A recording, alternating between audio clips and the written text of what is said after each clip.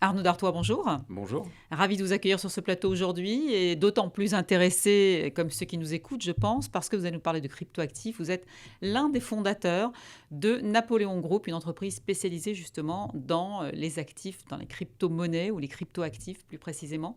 C'est quoi votre métier, Arnaud? Tout à fait, Expliquez-nous. tout à fait. Nous, on propose des solutions d'investissement sur Ouais, cette nouvelle classe d'actifs, les cryptoactifs. Alors, ouais. on s'est lancé en 2016-2017. Déjà en avance? Oui, on a eu l'intuition que ça allait être c'était la classe d'investissement, une nouvelle classe d'actifs d'avenir en fait. Ouais. Et avec son pouvoir diversifiant, sa très grande volatilité qui en fait une classe d'actifs particulièrement risquée, mais donc particulièrement adaptée à un accompagnement professionnel en fait, Ouais. ce qu'on donne à nos clients.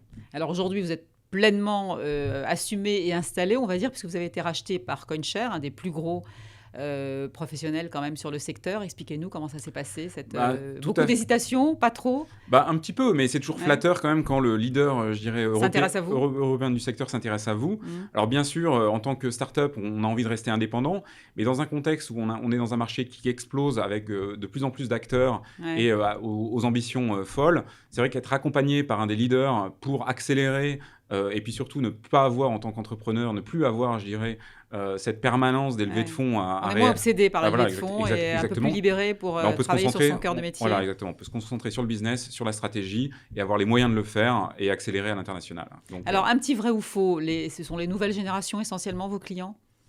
alors, pas que, principalement, mais pas Ouais. que. C'est vrai que ça reste quand même une classe d'actifs qui est très liée à une technologie. Ouais. Donc, forcément, les jeunes générations qui sont plus technophiles appréhendent beaucoup mieux cette Le nouvelle classe. comprennent mieux, Le ouais. comprennent mieux, Mhm. cette nouvelle classe d'actifs. Pour autant, c'est les vieilles générations qui ont un peu plus d'argent. On propose des C'est-à-dire, ce produits. sont les enfants qui poussent les parents, souvent. Voilà, souvent qui leur ouvrent les yeux, ouvrent les chakras et qui Mhm. leur permettent de s'intéresser à cette classe d'actifs qui, dans la gestion globale d'un portefeuille, fait tout son sens en fait. Ouais. Autre idée reçue, beaucoup d'argent sale circule justement dans ce monde-là et vous dites que non et vous le comprenez, vous l'expliquez très bien. Oui, oui, alors bien sûr, c'est un peu le péché originel du Bitcoin. Ouais. Effectivement, il a servi pour des opérations, la vente sur Internet de produits illégaux. Mais c'est hyper traçable. Mais déjà, oui, c'est ça. Moi, j'ai rencontré plusieurs douaniers qui m'ont dit, c'est super, quand les escrocs utilisent Bitcoin, c'est génial parce qu'on peut Plus tracer. facile à- Bah ouais. oui, quand ils en attrapent un, ils arrivent à tracer toutes les opérations qu'il a faites et voir ses complices, alors que ce qui n'est pas le cas avec du cash, par exemple. Ouais. Donc c'est vraiment l'inverse. Et puis de nos jours, heureusement, les cas d'usage se sont largement développés et on n'est plus du tout sur ce micro-secteur-là. Ouais. Et donc aujourd'hui, c'est utilisé, ne serait-ce que vous prenez l'exemple de la Bolivie, qui est devenu, qui le reconnaît comme monnaie légale. Monnaie légale, ouais. Voilà, etc. Et petit à petit, ça va se développer dans ce sens-là. Bien sûr, et puis sans parler du métaverse. Alors, on va en parler. Alors, qu'est-ce que vous conseillez à ceux qui freinent encore des cas de fer pour entrer dans ce monde-là? Quels sont vos arguments?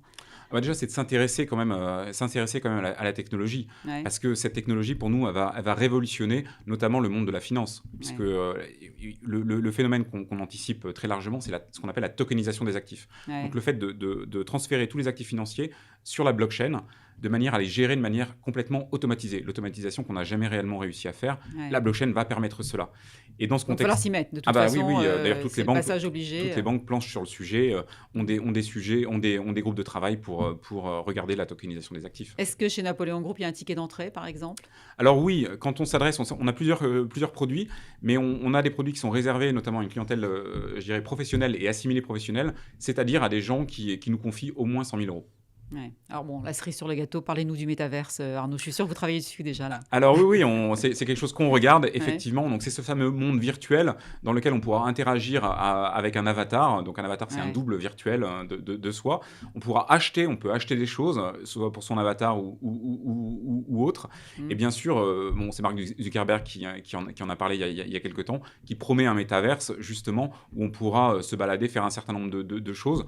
Alors concrètement, ça veut dire quoi, se balader, faire un certain nombre de choses Concrètement, dans la vraie vie? Bon, dans la vraie vie, il y a un intérêt commercial. C'est que les marques auront des boutiques dans le métaverse et on ira acheter des produits là-bas. Mais si on veut un exemple peut-être un peu plus concret qui parlera plus facilement à des gens, dans le secteur culturel, au-delà des concerts qui peuvent être tenus dans le métaverse, c'est par exemple aussi tout simplement l'exemple de ma mère qui habite à quelques milliers de kilomètres. Là, c'est concret, ça sent le vécu. Voilà, et qui veut finalement visiter le Louvre avec ses petits-enfants.